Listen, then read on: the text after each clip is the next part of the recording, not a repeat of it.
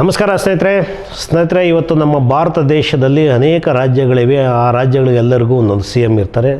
ಆ ಸಿ ಎಮ್ಗಳ ಆಸ್ತಿ, ಹಣ, ಎಷ್ಟೆಷ್ಟು ಶ್ರೀಮಂತರು ಯಾರ್ಯಾರು ಅಂತ ನೋಡ್ತಾ ಹೋದಾಗ ನಮ್ಮ ರಾಜ್ಯಗಳಲ್ಲಿ, ಭಾರತ ದೇಶದ ರಾಜ್ಯಗಳಲ್ಲಿ ನಂಬರ್ 1 ಕುಬೇರ ಸಿ ಎಮ್ ಯಾರ ಅಂತಂದು ನೋಡ್ತಾ ಹೋದಾಗ ನಮಗೆ ಸಿಕ್ಕಿದ್ದು ನಮ್ಮ ಕರ್ನಾಟಕದ DK ಶಿವಕುಮಾರ್ ಅವರು ನಂಬರ್ 1 ಆಸ್ತಿಯ ಶ್ರೀಮಂತ. 2ನೇ ಸ್ಥಾನದಲ್ಲಿ ಚಂದ್ರಬಾಬು ನಾಯ್ಡು ಇದ್ದಾರೆ. 3ನೇ ಸ್ಥಾನದಲ್ಲಿ ವಿಜಯ್ ದಳಪತಿಯವರಿದ್ದಾರೆ. ಸ್ನೇಹಿತರೆ ನೋಡಿ, ಶ್ರೀಮಂತರು ಸಿ ಎಮ್ಗಳು. ಮುಖ್ಯಮಂತ್ರಿ ವಿಜಯರವರ ಒಟ್ಟು ಆಸ್ತಿಯ ಮೌಲ್ಯ 648 ಕೋಟಿ. ಆಂಧ್ರ ಪ್ರದೇಶದ ಚಂದ್ರಬಾಬು ನಾಯ್ಡುರವರ ಒಟ್ಟು ಆಸ್ತಿ ಮೌಲ್ಯ 931 ಕೋಟಿ.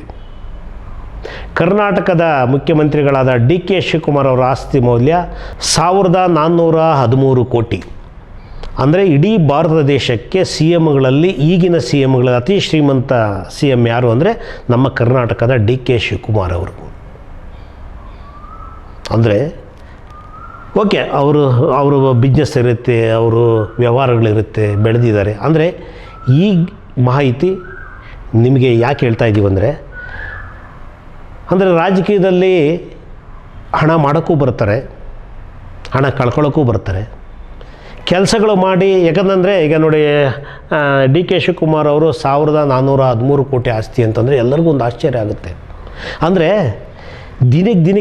ದಿನಕ್ಕೆ ಬೆಲೆ, ಭೂಮಿ ಬೆಲೆ ಆಗಿರ್ಬೋದು, ಮನೆ ಬೆಲೆ ಆಗಿರ್ಬೋದು, ಕೆಲಸದ ಬೆಲೆ, ಸಂಬಳಗಳಾಗಿರ್ಬೋದು ಜಾಸ್ತಿ ಆಗ್ತಾ ಹೋಗುತ್ತೆ. ನೋಡಿ, 10 ವರ್ಷದಿಂದ ಇದ್ದಕ್ಕಂಥ DK ಶಿವಕುಮಾರ್ ಅವರು 2008ರಲ್ಲೋ 6ರಲ್ಲೋ ಆಸ್ತಿನೇ ಘೋಷಣೆ ಮಾಡಿದ್ದಾರೆ. 75 ಕೋಟಿನೇ ಇತ್ತು. ಆದರೆ ಇವತ್ತು 1413 ಕೋಟಿ. ಯಾಕಂದರೆ ಬೆಳೆದಿದೆ.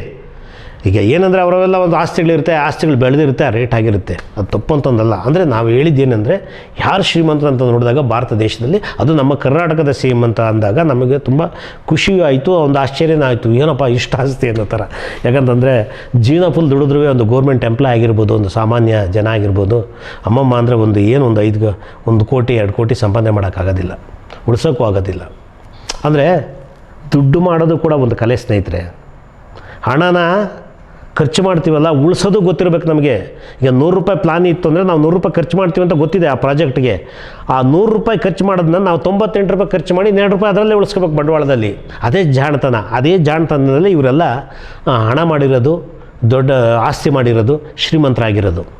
ನಾವು ಆದಾಯನೇ ಇರಲ್ಲ, ಬರೀ ವ್ಯಯ ಆಗ್ತಾ ಇರುತ್ತೆ. 100 ರೂಪಾಯಿ ಸಂಪಾದನೆ ಇದೆ, 150 ರೂಪಾಯಿ ಪ್ಲ್ಯಾನ್ ಮಾಡೋದು, 1000 ರೂಪಾಯಿ ಪ್ಲ್ಯಾನ್ ಮಾಡೋದು. ನಮಗೆ ಬರೋ ಮೂಲಗಳೇ ಗೊತ್ತಿರಲ್ಲ ದುಡ್ಡಿಂದ. ಸುಮ್ಮನೆ ಪ್ಲಾನ್ ಮಾಡ್ತಾ ಇರ್ತೀವಿ, ಖರ್ಚು ಮಾಡ್ತಾ ಇರ್ತೀವಿ, ಸಾಲ ಮಾಡ್ಕೊತಾ ಇರ್ತೀವಿ. ಬಟ್ ಸ್ನೇಹಿತರೆ, ಇವ್ರನ್ನ ಈಗ ನಾನು ಹೇಳಿದ್ನಲ್ಲ, DK ಶಿವಕುಮಾರ್ ಅಂತವ್ರನ್ನ, ವಿಜಯ್ ದಳಪತಿ ಅಂತವ್ರನ್ನ, ಚಂದ್ರಬಾಬು ನಾಯ್ಡು ಅಂತವ್ರನ್ನ, ಇಂಥವ್ರನ್ನ ನೋಡಿ ನಾವು ಕಲಿಬೇಕು. ಹೇಗೆ ಇವರೆಲ್ಲ ಆಸ್ತಿ ಉಳಿಸ್ಕೊಂಡ್ರು, ಹೇಗಿದು ದೊಡ್ಡದಾಯಿತು, ಹೇಗೆ ಅಂದರೆ ಅವ್ರದ್ದೆಲ್ಲ ಒಂದು ಸ್ಟ್ರಾಟಜಿಸ್ ಇರುತ್ತೆ. ಯಾರೂ ಕಳೆಯೋದಿಲ್ಲ. ಇವ್ರು ಯಾರು ಆಸ್ತಿಗಳು ಕಳೆಯಲ್ಲ, ದುಡ್ಡು ಕಳೆಯಲ್ಲ. ಜೀವನಕ್ಕೆ ಎಷ್ಟು ಬೇಕೋ, ಕುಟುಂಬಕ್ಕೆ ಎಷ್ಟು ಬೇಕೋ ಅಷ್ಟು ತಿಂತಾರೆ, ಅಷ್ಟು ಇಟ್ಕೋತಾರೆ. ಓಕೆ, ಇದನ್ನು ನಾವು ಉಳಿಸ್ತಾ ಹೋಗ್ತಾರೆ, ಕಟ್ತಾ ಹೋಗ್ತಾರೆ, ಬೆಳೆಸ್ತಾ ಹೋಗ್ತಾರೆ. ಅದು ಮುಂದಿನ ಪೀಳಿಗೆಗೆ ಬೇಕಲ್ಲ, ಮಕ್ಕಳಿಗೂ, ಮರಿಮಕ್ಕಳಿಗೂ, ಮೊಮ್ಮಕ್ಕಳಿಗೂ. ಆದರೆ ಮಿಡ್ಲ್ ಕ್ಲಾಸ್ ಜನ ಏನು ಗೊತ್ತಾ, ಯೋಚನೆ ಮಾಡಲ್ಲ ಇದೆಲ್ಲ. ನಾನು ಹೇಳಿಲ್ಲ ಆಗಲೇ, 100 ರೂಪಾಯಿ ಇದ್ದರೆ 150 ರೂಪಾಯಿ ಪ್ಲಾನ್ ಮಾಡ್ತೀವಿ. ಅಂದರೆ 100 ರೂಪಾಯಿ ಇದ್ದರೆ 98 ರೂಪಾಯಿ ಖರ್ಚು ಮಾಡಿ ಅದರಲ್ಲಿ 2 ರೂಪಾಯಿ ಉಳಿಸ್ಕೋಬೇಕು. ಅದು ಬುದ್ಧಿವಂತಿಕೆ ಅಂತ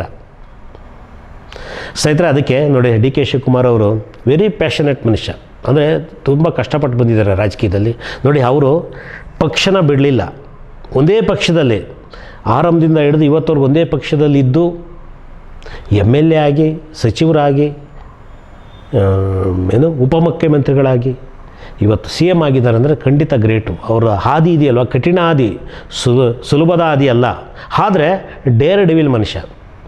ಆ ಮಾತಲ್ಲಾಗಿರ್ಬೋದು, ನಡತೆಯಲ್ಲಾಗಿರ್ಬೋದು, ಮಾತಾಡೋದ್ರಲ್ಲಾಗಿರ್ಬೋದು. ಅಂದರೆ ಆಗಿರಬೇಕು, ಬದುಕಬೇಕು ಅಂತ. ನಾವೇನಾದರೂ ಗುರಿ ಇಟ್ಕೊಂಡು ಅದು ಸಾಧಿಸಬೇಕು ಅಂತ.